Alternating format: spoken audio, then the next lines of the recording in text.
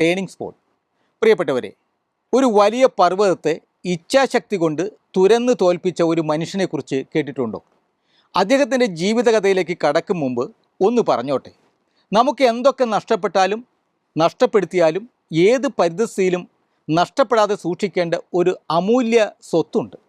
ആ അമൂല്യ സ്വത്തിൻ്റെ പിൻബലത്തോടെ നഷ്ടപ്പെട്ടത് മാത്രമല്ല, അതിനപ്പുറവും നമുക്ക് നേടിയെടുക്കാനാകും.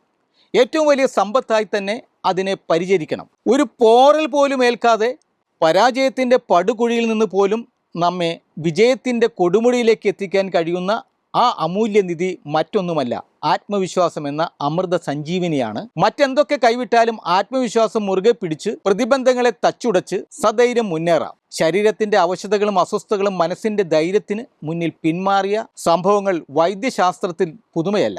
ആത്മബലം തന്നെയാണ് ഏറ്റവും വലിയ ബലം. ആ ബലം നമ്മുടെ ഉള്ളിലുണ്ടെങ്കിൽ എന്തും നമുക്ക് ആർജിച്ചെടുക്കാം.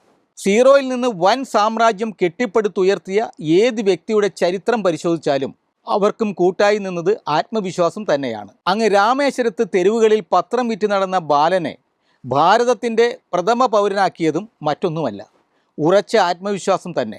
പകരം വയ്ക്കാൻ മറ്റൊന്നില്ലാത്ത സമ്പത്താണ് ഉറച്ച ആത്മവിശ്വാസം. ആത്മവിശ്വാസത്തിന് പകരം ആത്മവിശ്വാസം മാത്രം. ആത്മവിശ്വാസത്തിൻ്റെ കരങ്ങളിൽ പിടിച്ച് ഏത് പ്രതിസന്ധിയും നമുക്ക് തരണം ചെയ്യാനാകും. ഏത് വലിയ ലക്ഷ്യത്തിലേക്കും എത്തിച്ചേരാം. ലക്ഷ്യം എന്തു തന്നെയായാലും അത് നിറവേറാനുള്ള എല്ലാ കഴിവുകളും നമുക്കുണ്ട് എന്ന് തിരിച്ചറിവ് മാത്രമാണ് വേണ്ടത്. ഇക്കഥയിലെ മനുഷ്യനെ നിങ്ങൾ അറിഞ്ഞിരിക്കേണ്ടതാണ്.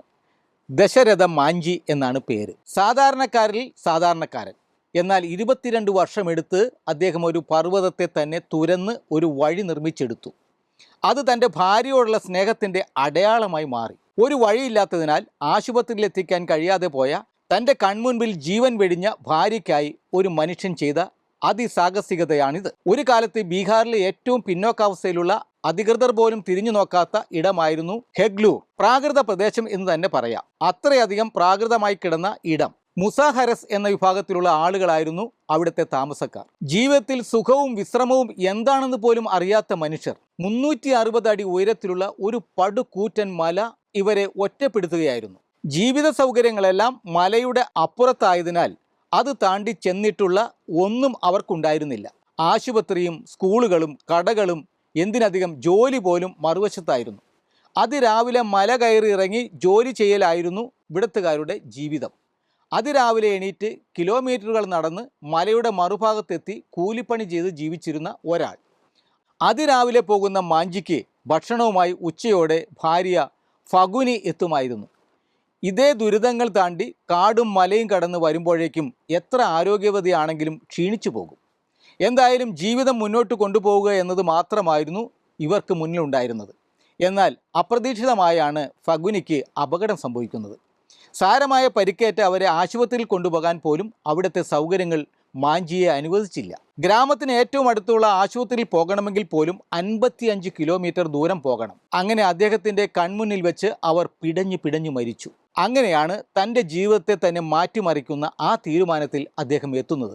മലയെ കീഴടക്കാൻ തൻ്റെ ഗ്രാമത്തിന് തന്നെ തടസ്സമായി നിൽക്കുന്ന ആ മലയിലൂടെ ഒരു വഴി വെട്ടി തുറക്കുക എന്നതായിരുന്നു ലക്ഷ്യം. അത് കണ്ടവരും കേട്ടവരുമൊക്കെ ഇയാൾക്ക് കിറുക്കാണെന്നും നടക്കാത്ത കാര്യമാണെന്നും ഒക്കെ പറഞ്ഞ് നിരുത്സാഹപ്പെടുത്തിയത് വേറെ കഥ. അതൊന്നും ദശരഥ മാഞ്ചിക്ക് തടസ്സമായിരുന്നില്ല. ആ പർവ്വതത്തിലൂടെ ഒരു വഴി വെട്ടി എളുപ്പത്തിൽ അപ്പുറത്തെത്തുവാൻ സാധിക്കുക എന്നത് മാത്രമായിരുന്നു അദ്ദേഹത്തിൻ്റെ ലക്ഷ്യം. ഒരു വലിയ പർവ്വതത്തെ നിശ്ചയദാർഢ്യം കൊണ്ട് തുരന്ന് തോൽപ്പിക്കാൻ ഇറങ്ങിയ ആ മനുഷ്യൻ്റെ കൈവശമുണ്ടായിരുന്നത് കൈക്കോട്ടും പിക്കാസും മാത്രമായിരുന്നു. അതിനായി നീണ്ട 22 സംവത്സരം പണിയെടുത്തു.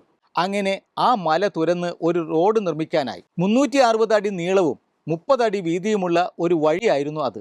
ചിലയിടങ്ങളിൽ അത് കാണുന്നവരെ പോലും അമ്പരപ്പിക്കുന്ന വിധത്തിൽ 9 മീറ്റർ വീതി വരെ ആ റോഡിനുണ്ടായിരുന്നു. കണ്ണടച്ച് കൈമലർത്തിയിരുന്ന അധികാരികളെ പോലും അതിശയിപ്പിക്കുന്നതായിരുന്നു 110 മീറ്റർ ദൂരത്തിൽ അദ്ദേഹം വെട്ടിയെടുത്ത ആ വഴി. ഗയയിലെ ആത്രിയെയും വസീർഗഞ്ചിനെയും തമ്മിൽ കൂട്ടിമുട്ടിപ്പിക്കുന്ന ദൂരം 55 കിലോമീറ്ററിൽ നിന്നും 15 കിലോമീറ്ററാക്കി മാറ്റുവാൻ അദ്ദേഹത്തിൻ്റെ 22 കൊല്ലത്തെ അധ്വാനത്തിന് സാധിച്ചു.